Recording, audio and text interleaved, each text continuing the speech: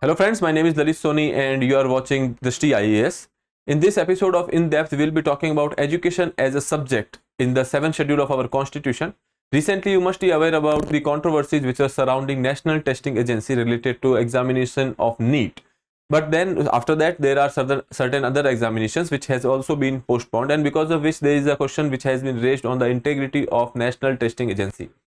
And alongside, there is this debate which has started that the education as a subject in the concurrent list should be transferred to the state list. So in this video, we'll be talking about this particular controversy, this particular debate, and then we'll be coming to a conclusion. Okay, so let's start.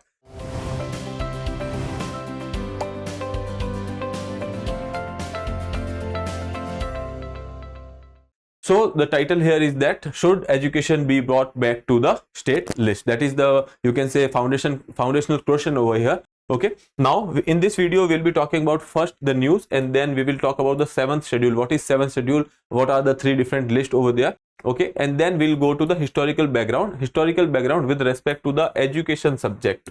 Okay, how education was sent to the concurrent list and how now people are talking about you can say it is to be sent back to the education it is to be sent back to the state list. Okay, then international practices, we will see around the world what are the practices has been used at various countries. Then we will come up with a way forward, and in the end there will be a practice question for you. Okay, so let's start. First we will see the news. So as I told you that NEET-UG exam has been embroiled in controversies over the award of the grace marks, allegation of paper leaks and other irregularities. So there was this award of grace marks with respect to, some students has issues with the time, and because of which the court has given a particular award wherein a few grace marks has been given, and because of which the score was so high. Because when we are talking about the NEET examination, there were certain, it is of 720 marks, and there were certain students who has scored 718, 719.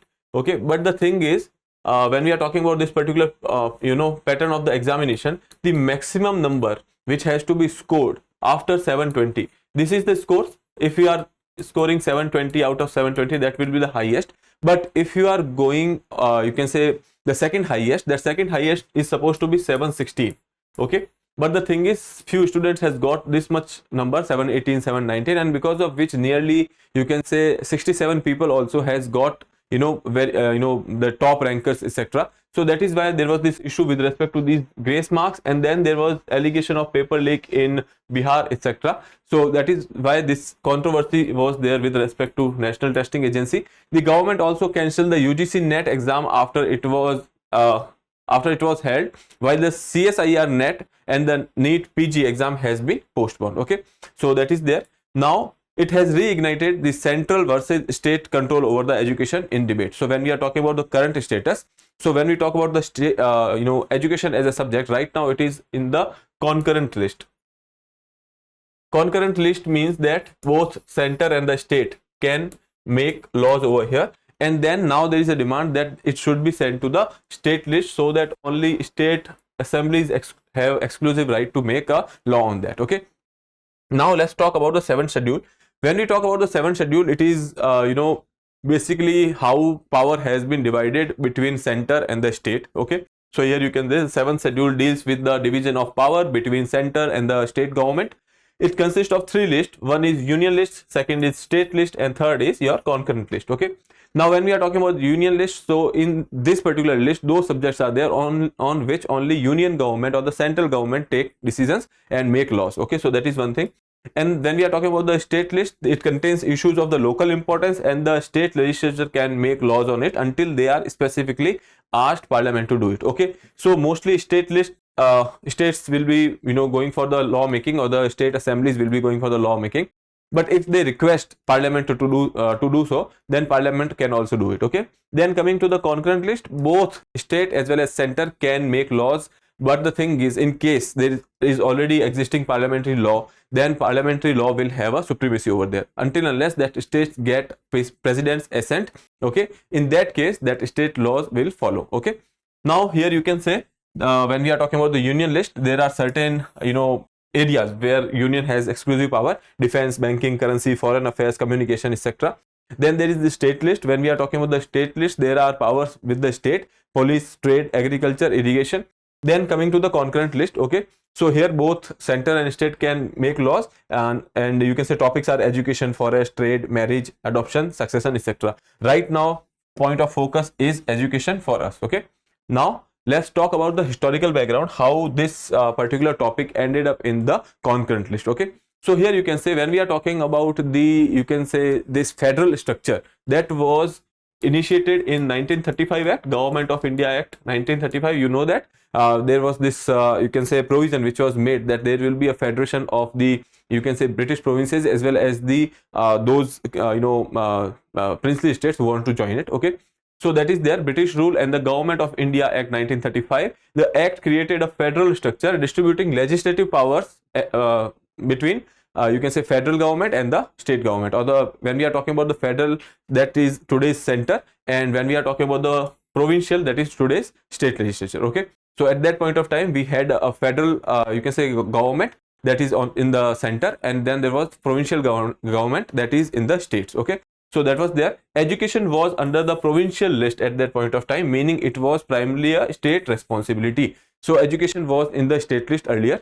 Okay, now post independence it was still in the state list. After that there was a committee which has recommended that there should be it should be transferred from the state list to concurrent list. Okay, so that committee was Swaran Singh's committee. Okay, so after, you can say, emergency period, you know that that time 42nd amendment 1976 came, and that amendment was on the recommendation of the Swaran Singh committee. Okay, now 42nd constitutional amendment is quite important for you as well, because it is called as the mini constitution. So please go through the provision of this 42nd constitution amendment. Okay, so Swaran Singh committee recommended moving education to the concurrent list to facilitate all India educational policies. Okay, so that center can make a law as well, because to bring the uniformity in the structure they have put it in the concurrent list. Okay, now 42nd amendment implemented this change, shifting education from the state list to the concurrent list.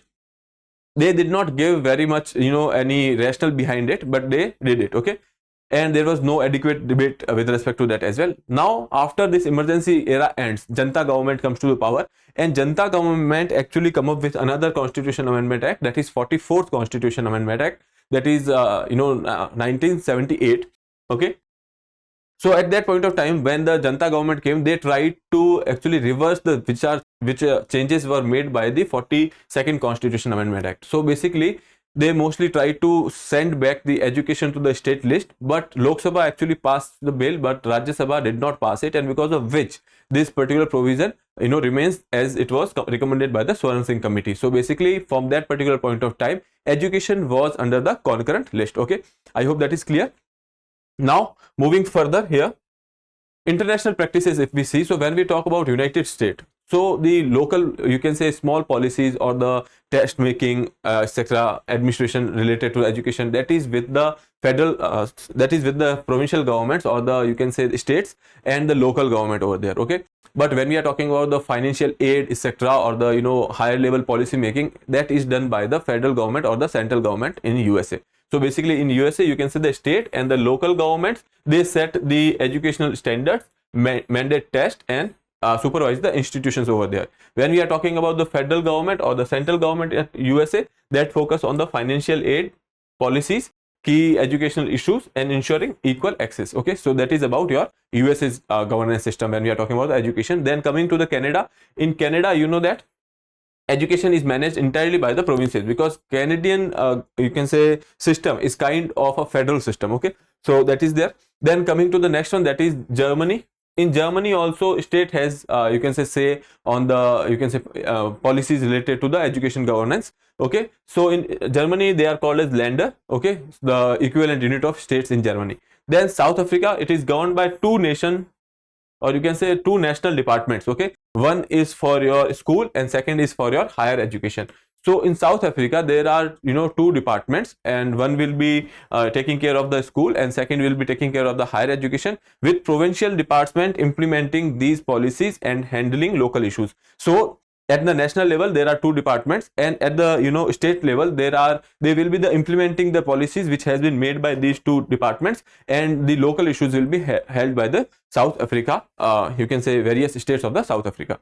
Okay, now moving further, here you can say analyzing the situation right now. So there are certain arguments which are in favor of this particular transfer of the education as a subject from concurrent to the, you can say, state list. Here you can say argument for keeping the education in the concurrent list. Okay, so if there are certain people who are saying that these are the reason because of which we have to keep it in the concurrent list. Okay, so one is uniform education policy, how it was recommended by the Swaran Singh, that they wanted to have a effective uniformity. So that is one thing, uniform education policy. Second is improvement in the standards. Okay, if throughout the country if we are having this particular same standard, uniformity is there, so there are chances that it will work more efficiently. Okay, then synergy between the center and state, because center will be making laws, state can also make laws. Okay, but the thing is they have to stay in the broad, you can say, framework which has been set by the central government. Okay, then argument for moving education back to the state list. Okay, earlier as I told you before Swaran Singh committee, it was under the state list, so we are giving forward certain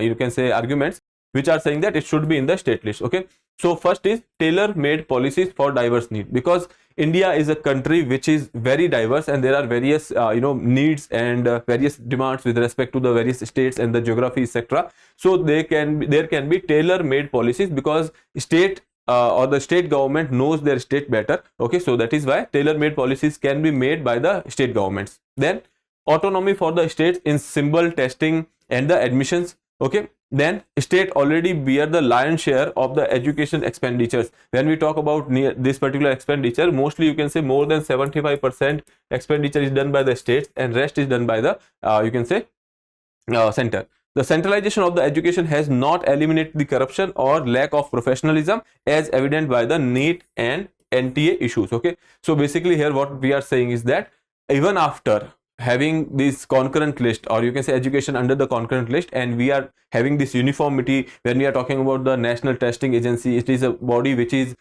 taking care of examination throughout the nation. Okay, but still we could not say that the corruption and the unprofessionalism they have been reduced or resolved. Okay, because we have seen such incidents as NEET and NTA controversies recently. Okay, so that is about the right now situation. And now what is the way forward?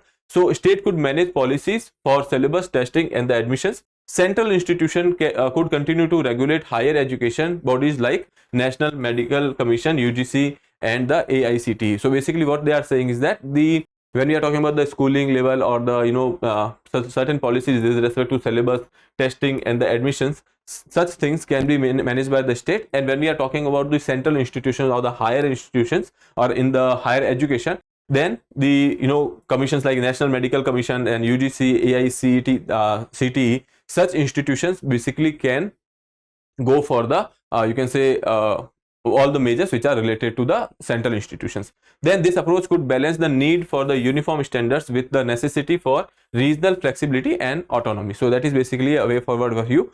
So with that we will be moving to the last session, that is basically related to your MCQ. So the question is, which committee recommended moving education to the concurrent list during the emergency period?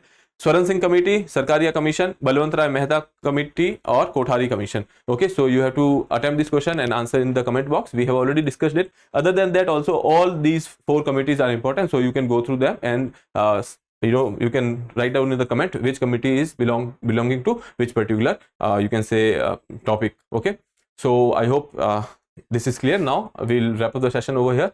So if you have not subscribed the channel, please subscribe. Have a nice day. Thank you. For more informative content, like, share and subscribe, and do not forget to press the bell icon to get the notifications.